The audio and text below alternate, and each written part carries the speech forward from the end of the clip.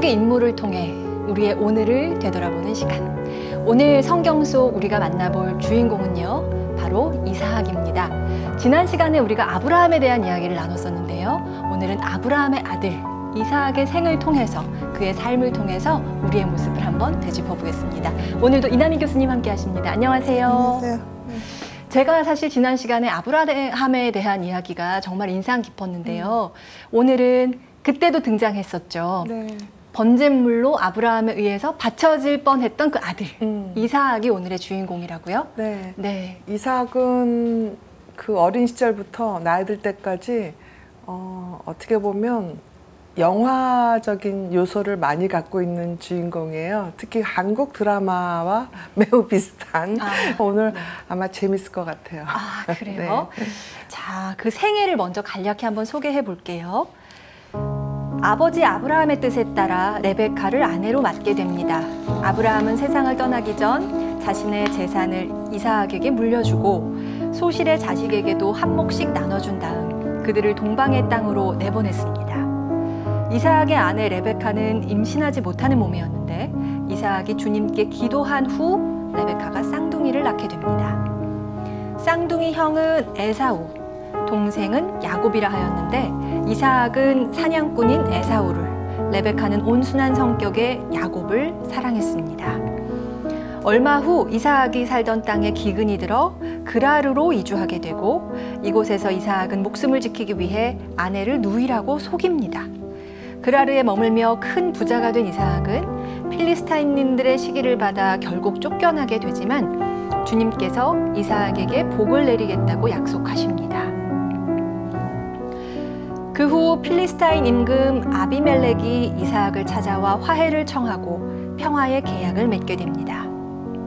이삭이 나이가 들어 세상을 떠날 때가 되자 첫째 아들 에사우를 축복해 주려 하는데 레베카가 상황을 바꾸는 바람에 결국 둘째 아들 야곱이 이삭의 축복을 받게 됩니다. 여기까지가 오늘 이야기를 나눠볼 그 이삭 생애 전체 이야기가 될 텐데요. 전반적으로 봤을 때 이삭이란 이 인물은 어떤 마음을 지닌 어떤 사람이었을까? 먼저 네. 좀 소개해 주시면요. 네. 성경에서 일단 이렇게 아주 어린 시절부터 나이 들 때까지 꼼꼼하게 묘사가 되는 그 인물이 그렇게 많지는 않아요. 아, 그러고 네. 보니까 드물게도 네. 태어날 때부터 마지막까지를 네. 우리가 다 알 빼고 수 있는. 있죠. 네. 네. 그래서 이삭에 대해서 잘 들여다보면 우리 보통 사람들의 인생이 그대로 다 녹아있는 부분들이 있어요.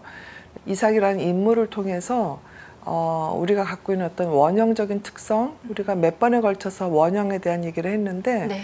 그 원형적인 특성을 좀 참고할 수 있는 네. 그런 부분이 많은 인물입니다. 네.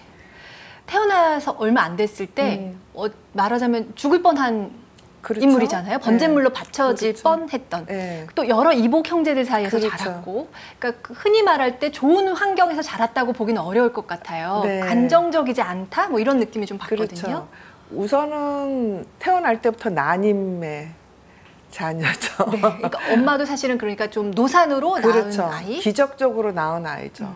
그리고 이미 이제 이삭이 태어나기 전에 그 하가를 통해서 이스마엘이 있었던 거거든요. 네, 그래서 장자 상속에 대한 이제 그 규준이죠. 그런데 그게 흔들릴 수 있는 상황인 거죠.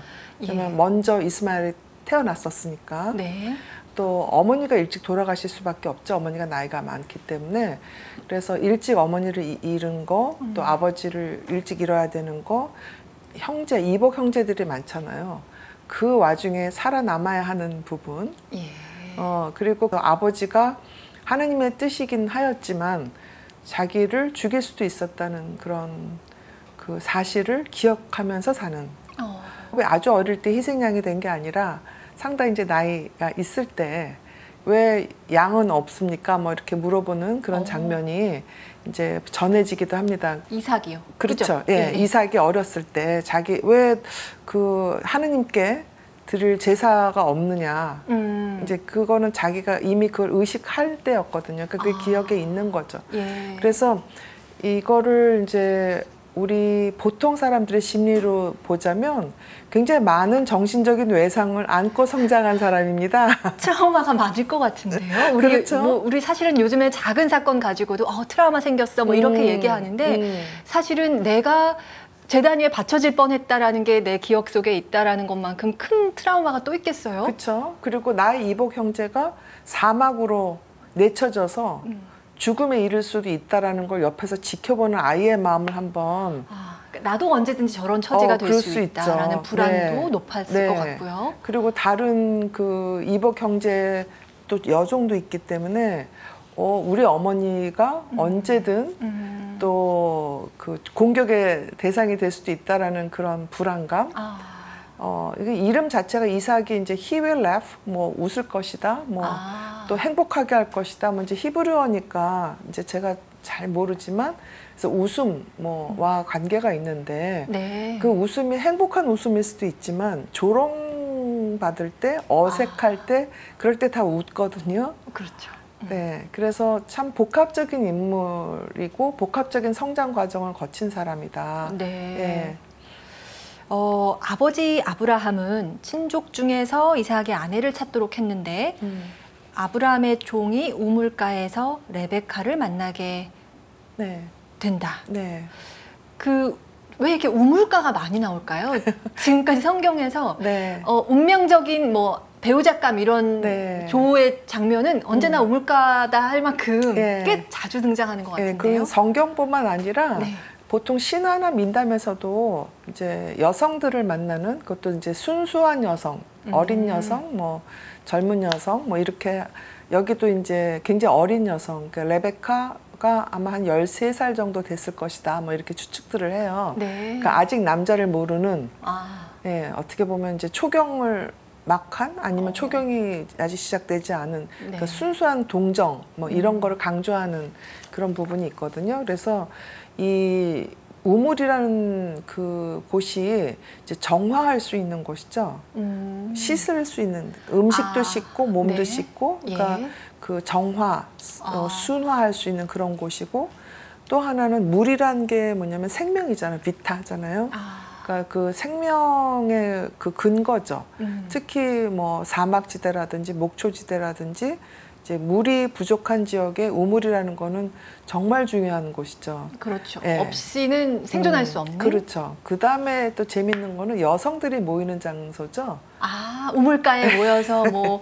네. 그렇죠. 그래서 그 서로 정담도 나누고 뭐 흉도 보고 뭐 같이 공동 작업도 하고 하는 여성성의 어떤 그 여성성을 담을 수 있는 그런 장소라고 할 수가 있습니다. 그래서 성경뿐만 아니라 전 세계적으로 공통적으로 그러니까 여성과 상징이 좀 통하는 장소로서 우물이 쓰이는군요. 그렇죠. 그래서 뭐 우리나라도 뭐 왕건 뭐 이런 뭐 전설에 이렇게 우물가에서 물이 뭐 목이 마르다 뭐 잎사귀를 뭐 줬다 뭐 이런 거 기억나시죠? 네네. 그렇습니다. 이 물이 상징하는 게 어떤 면에서는 여성과 좀 맥락이 다 있을 수 있다. 그렇게 해서 결혼을 했고 이삭의 아내 레베카가 쌍둥이를 낳습니다. 그런데 첫째가 사냥꾼인 에사우, 둘째는 온순한 성격의 야곱. 그런데 아이가 둘 있으면 두 아들을 우리가 흔히 부모는 공평히 사랑한다 이렇게 하는데 여기선 성경에서는 대놓고 아버지인 이삭은 에사우를 사랑했다. 어머니인 레베카는 야곱을 사랑했다. 이렇게 표현이 되어 있어서 전 좀 의아했어요. 아니 심지어 쌍둥이인데 5손가락 뭐 해서 안 아픈 손가락 어딨냐 이렇게 얘기하는데 아픈 건 똑같아요. 근데 이뻐하는 건 좀 다른 문제죠. 그렇죠? 유난히 더 마음이 가는 아이가 있다 이런 걸까요? 그러니까 그거를 이제 자기가 정확히 보는 게 중요하죠. 그러니까 실제로는 편애를 하면서 나는 편애를 안 한다 그러면은 사랑받지 못한 아이들은 기회가 안 주어져요. 근데 내가 나는 얘를 더 좋아하는구나 하고 자기가 성찰할 수 있으면 그걸 조금 자제하고 상대적으로 소외당하는 아이를 조금 더 살피게 되는 측면이 있는 거죠. 그래서 오히려 이걸 의식화할수록 더 공평하게 대할 수 있다. 그렇죠. 그래서 여기서도 이제 에사우랑 야곱을 편애하는 이유도 있죠. 왜냐하면 에사우는 굉장히 남성적인 아이예요. 털도 많고 나가서 그렇죠. 그러니까 밖에 나가서 말하자면 돈을 벌어오는 아이죠. 근데 야곱의 경우에는 어머니랑 얘기하면서 집안일 도와주면서 상냥하게 어머님 비율을 맞춰주는 그런 남자이죠. 똑같은 남자라도. 그러면 이제 어머니로서는 나가서 돈 버는 거, 뭐 사냥감 가져오는 거 중요하지만 당장 나를 좀 더 외롭게 하고 나를 행복하게 하는 아들이 더 이쁠 수 있잖아요. 그렇죠. 살가운 아이가 아무래도 그렇죠. 더 손잡게 되죠. 네, 그래서 그게 이제 현대 사회에서도 보면 부모들끼리 편이 갈라질 때가 있어요. 근데 여기는 이제 에사오랑 야곱이 둘 다 남자인데 어떤 경우에는 어머니는 아들만 좋아하고 아버지는 딸만 좋아하고 또 아버지가 예컨대 굉장히 운동 잘하는 그 뭐 딸만 좋아한다면 엄마는 음악 잘하는 딸만 좋아한다든지 이렇게 본인의 취향에 따라서 네. 그 편애를 하는 경우가 있어요. 그렇게 되면 형제들끼리도 서로 반목하게 되죠. 그러니까 야곱이랑 에사오가 부모한테 좀 공평한 사랑을 받았으면 그렇게 야곱과 에사오가 서로 반목하지 않고 네. 그냥 편안하게 그렇게 보낼 수도 있었는데 이 일종의 드라마가 일어난 큰 이유 중에 하나는 어머니가 편애를 한 것도 있고요. 그다음에 네네. 이제 성경에는 슬쩍 지나갔지만 왜 그 지역 여자들 때문에 못 살겠다라는 소리가 나왔냐 이렇게 보면 예. 이건 제 추측이에요. 그냥 네. 순수한 상상인데 에사우는 이미 결혼을 해서 그 지역 여자를 맞아가지고 예. 며느리하고 레베카하고 사이가 안 좋았을 가능성이 있는 거죠. 아하. 네. 그러니까 결혼해서 나간 아들에 대한 감정하고 아직 결혼하지 않은 짝을 못 찾은 야곱에 대한 감정이 다른 거죠. 그렇죠. 짝을 찾은 아들은 조금 더 이제 거리를 둘 수 있지만 그쵸. 아직 혼처가 없는 네. 야곱은 조금 더 네. 가까이 느껴질 그렇죠. 수 있고. 그리고 그 네. 지역이 야곱이 그러니까 이삭, 야곱, 레베카 이 사람들이 그 지역 뿌리를 박은 사람이 아니라 외부에서 온 사람이란 말이에요. 그러니까 말하자면 소수예요. 네. 그 지역에서. 예. 그러면 돈을 뭐 이삭이 꽤 많이 벌었지만 그 성경에서 보면 네. 그러나 여전히 이방인인 거죠. 그래서 이방인이기 때문에 너의 나라, 우리나라에 가서 네 짝을 찾아라 하는 얘기가 나오는 거죠. 그러니까 지금은 좀 덜하지만 우리나라 이제 이민 초기에 그 이민자들이 사진만 보내가지고 이 고국의 여자들하고 사진 결혼을 해서 데려가는 경우가 있었어요. 그러니까 미국 뭐 유럽 이런 데 가도 그 백인 며느리는 볼 수 없다.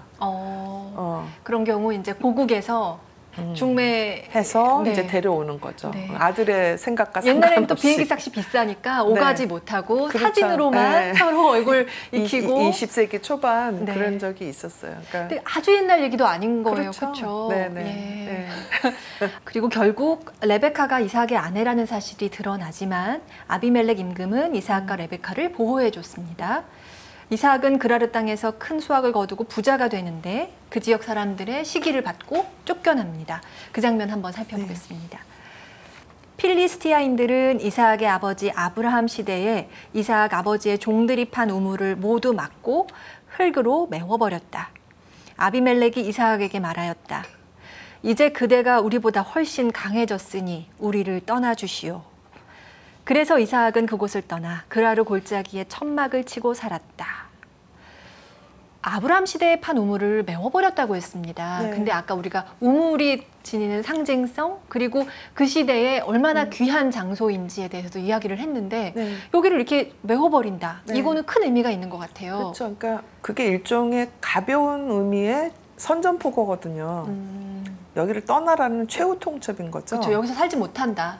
우물이 네. 없으니까 살 그렇죠. 수가 없는 네. 거죠. 그러니까 뭐 성경에서는 그런 뭐 잔인한 뭐 이런 미사였고 형용사 하나도 들어가 있지 않지만 우리가 상상해 보면 먹어야 되는 수도가 딱 끊기면 우리가 며칠이나 살겠어요. 그렇죠. 가장 중요한 건데 말하자면. 그리고 그 땅에서 계속해서 경작을 했었는데 모든 소출이 불가능해지는 거예요. 그냥 죽어버리는 거예요. 그러네요. 사막 한가운데서. 네. 그래서 울며 떠날 수밖에 없는 그런 상황이 된 거죠.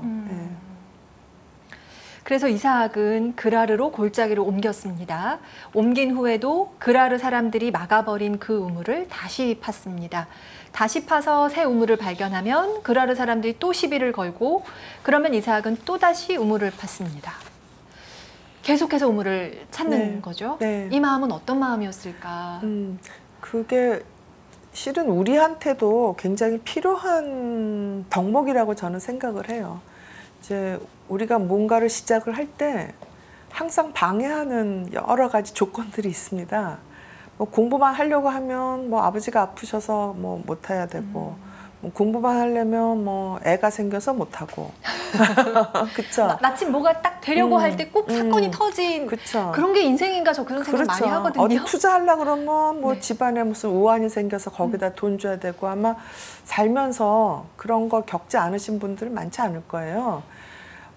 그러면 에이 나는 참 재수가 없어 운이 없어 이러면서 중간에 그만두느냐 아니면 그런 일이 있다 하더라도 일단 또 파고 하는 거냐 이제 이거가 그 사람이 인생을 성공하게 하느냐 말게 하느냐 그 차이인 것 같아요. 저도 지나고 보면 아 그때 포기하지 말고 조금 더 했어야지 하는 부분들도 있고요. 네.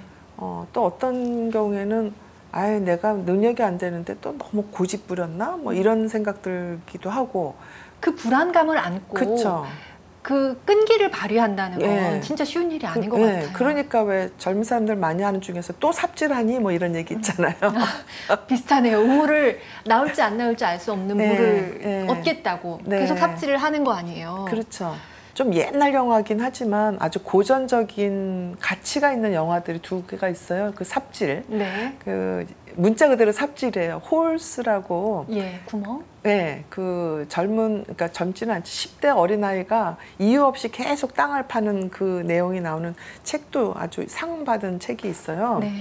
그거 하고 또 하나는 이제 만홍의 샘이라고 해서 네. 아마 아실지 모르겠어요. 영화 매니아들은 아주 네. 제가 만홍의 샘을 아마 학창 시절에 어렸을 단체 때. 관람했던가 네, 거기서도 샘이 나요. 없어서 이렇게 파고 하는 부분이 있거든요. 네네. 그러니까 그걸 상징적으로 우리가 이해를 해야 되는 거죠. 우리가 목말라서 죽을 수도 있는 그런 시점에 물이 나올지 안 나올지 모르지만 일단 파고 보자 하는 그 정신. 그게 어쩌면 지금 이제 창업하시는 분들 또 어디 시험 보고 계시는 분들 이런 분들한테 좀 도움이 되는 부분이 아닐까.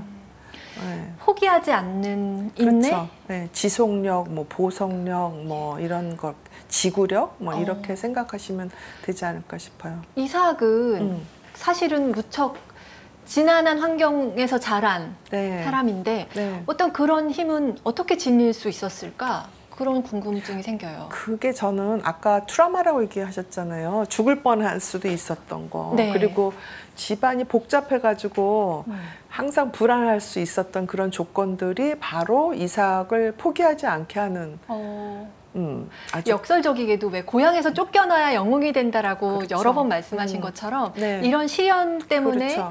단련된 네, 모습이 아닌가? 예, 그래서 그게 저는 특히 지금 젊은 세대들한테 필요한 것 같아요. 그러니까 나는 트라우마를 입었어. 그래서 나는 이렇게 정신과적인 문제가 많아.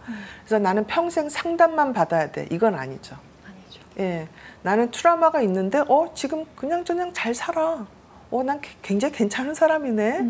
그럼에도 불구하고 이렇게 열심히 살았네.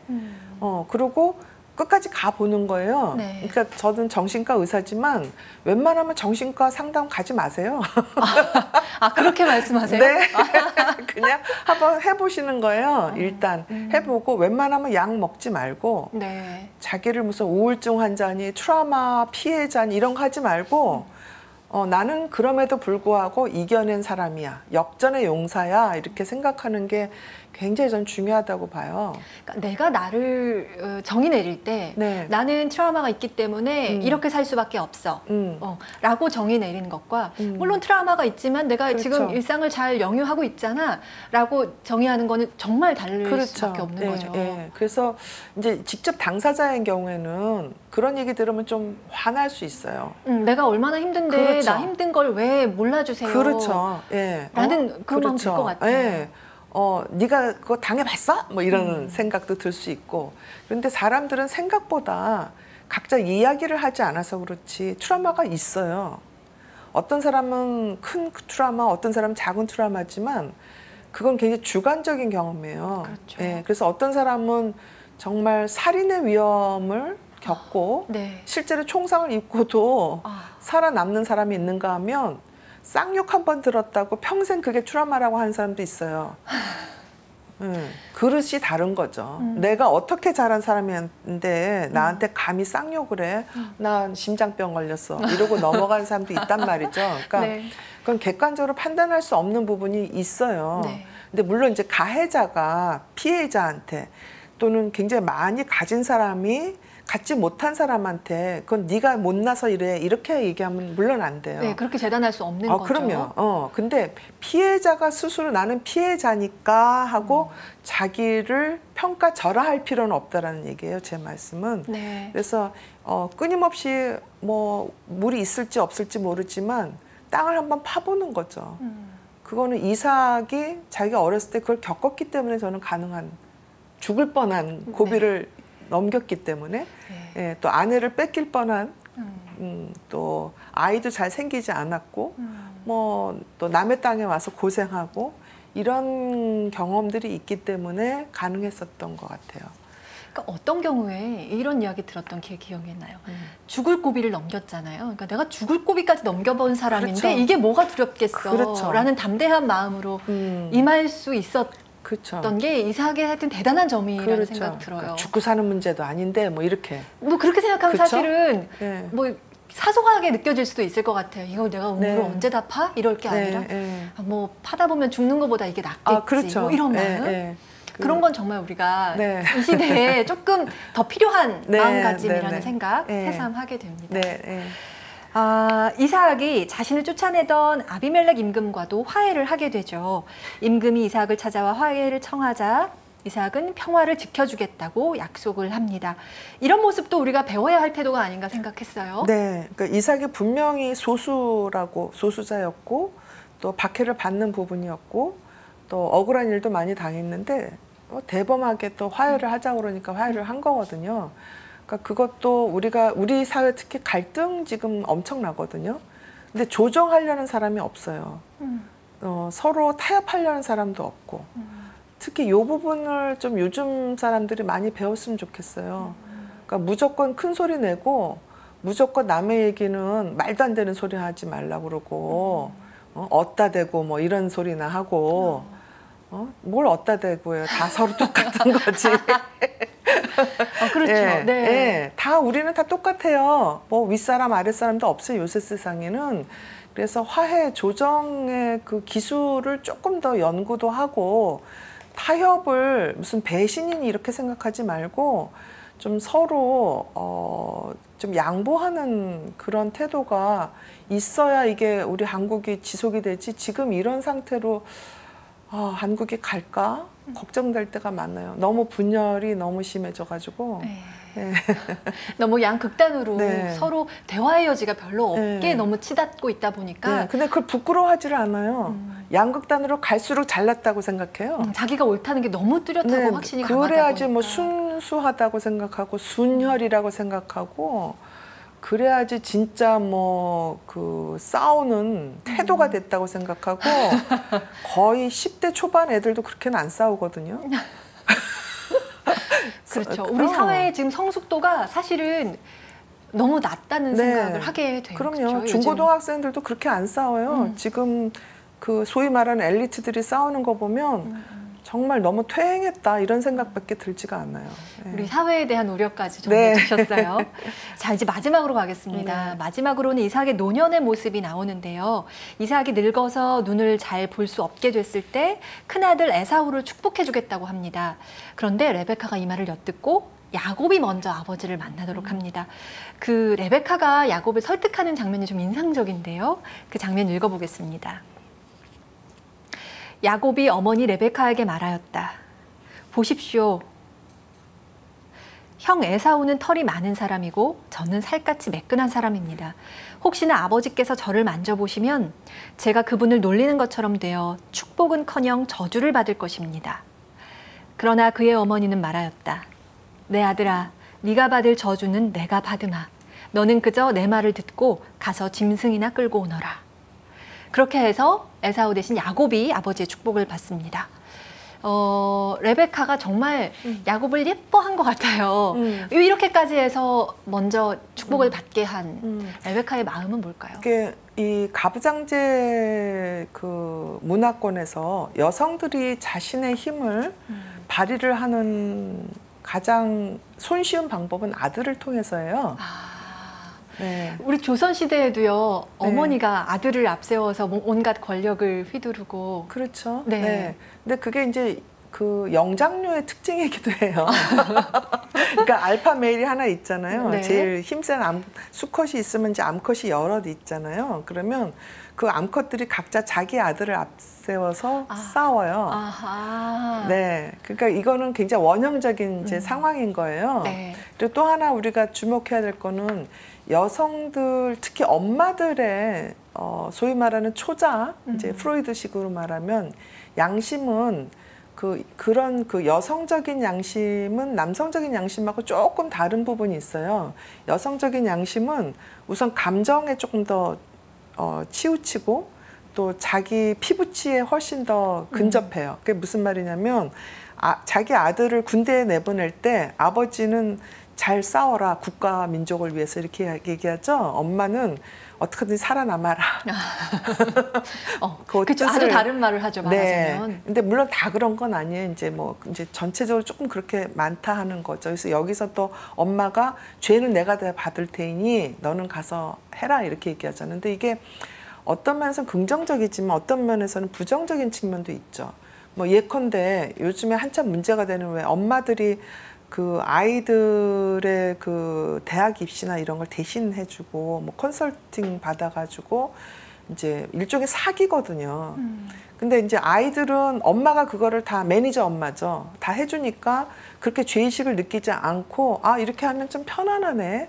엄마가 돈 들여서 다 해주네 이렇게 생각할 수 있어요. 그럼 엄마는 나중에 이게 발칵이 돼도 죄는 내가 받을 테니까 너는 그냥 내가 시키는 대로 해 이렇게 될 수가 있는 거죠. 근데 이렇게 돼서 이제 이 아이가 대학을 간다. 근데 대부분의 아이들이 대학 가서 졸업을 못 해요. 그리고 뭐가 되냐면은 우울증 환자가 되고 자살한다고 그러고 그래요. 자기 능력에 못 미치는 환경에 가서 엄마가 만들어준 데 가니까 용케 대학교 들어서 튜터를 붙여요. 가정교사를. 대신 리포트 써주고 하는 경우도 있어요. 그렇게 해서 졸업을 하잖아요. 그 다음에 직장에 가서 2년 내에 못 버텨요. 1년 안에 그만둬요. 그러니까 이건 정말 부질없는 짓이에요. 그러니까 엄마들이 자기 아이들을 위해서 죄는 내가 받는다. 그리고 어떤 면에서 그런 죄를 저지르게 되면 결국에는 아이들을 망치는 거거든요. 근데 여기서 이제 레베카의 경우에는 뭐 망치는 것까지는 아니고 에사우의 몫을 이제 뺏은 거죠. 근데 에사우의 몫을 뺏은 거는 제가 아까 말씀드린 대로 며느리와의 반목이 아마 저는 크다고 보고요. 그다음에 이삭이 이제 나이가 들면서 눈이 멀었다는 거는 그만큼 판단력이 흐려졌다는 뜻일 수 있거든요. 네. 그래서 이 이삭이 판단력이 흐려졌을 때 부인의 어떤 행동이 양심이나 어떤 도덕적인 그 기율을 넘어선 거죠. 그런 거를 이제 이거를 꼭 뭐 여성은 죄의식이 없어, 뭐 남성이 훨씬 더 양심에 투철해 이렇게 볼 건 아니고요. 이제 상징적으로 심리적으로 보자면 레베카는 남성 안에 있는 여성성일 수 있어요. 이제 아니마라고 이제 융심리학에서는 얘기를 하죠. 그리고 또 이삭의 경우에는 여성 안에 있는 남성성일 수 있어요. 아니무스라고. 아니마와 아니무스 배웠던 기억이 나요. 예, 일단 여기서 하여튼 그 이삭이 눈이 먼 상황이 논리적인 합리적인 판단을 할 수 없는 상황에서 이렇게 그 서로 반목할 수 있는 판단을 하게 되는 그 과정이 굉장히 중요한 이 성경에서 배워야 될 부분이기도 합니다. 그러니까 좋아서 배워야 될 부분이 아니라 우리한테도 일어날 수 있는 그 굉장히 위험한 상황일 수도 있다. 그런 거를 좀 들여다보고 한번 성찰해야 될 부분입니다. 네. 그래서 결국 이삭이 에사우 대신 야곱을 축복하게 됩니다. 그 장면을 만나보겠습니다. 이삭이 야곱에게 말하였다. 내 아들아, 가까이 오너라. 네가 정말 내 아들 에사우인지 아닌지 내가 만져보아야겠다. 야곱이 아버지 이삭에게 가까이 가자 이삭이 그를 만져보고 말하였다. 목소리는 야곱의 목소리인데 손은 에사우의 손이로구나.